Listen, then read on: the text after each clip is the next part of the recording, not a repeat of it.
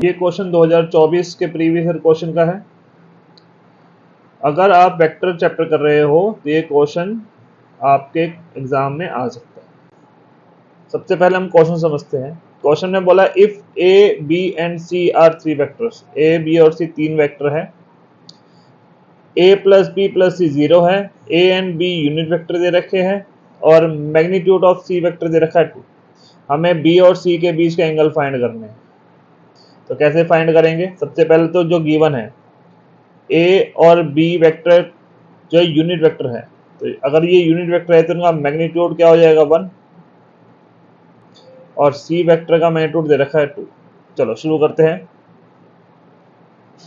ये उठा लेते हैं A plus B plus C zero, तो A vector plus B vector plus C vector equal to 0। जिनके बीच का एंगल निकालना है उनको छोड़ के ए को दूसरी तरफ ले जाते हैं। स्क्वायरिंग बोथ साइड करेंगे तो आएगा magnitude of B plus C का square is equal to magnitude of A का स्क्वायर। तो यहाँ ए प्लस बी का स्क्वायर लगेगा, तो मैग्नीट्यूड ऑफ बी का square plus magnitude of C का square plus 2 B dot C is equal to magnitude of A का square.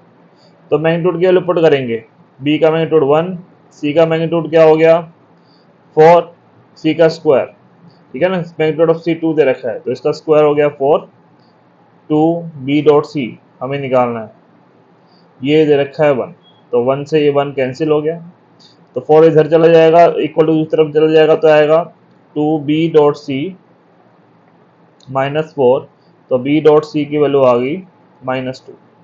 अब cos थीटा का फॉर्म लगाते हैं, B vector dot C vector upon में magnitude of B vector into magnitude of C vector. Magnitude of B और C हमें given है, ठीक है, और बी डॉट सी हमने निकाल लिया है, तो -2 1 मल्टीप्लाई 2 तो आंसर आएगा -1। अब cos -1 किस पर होता है 180 डिग्री पे, cos पाई पे, तो थीटा की वैल्यू आ गई पाई, पाई यानी 180 डिग्री, तो ऑप्शन हो गया 4।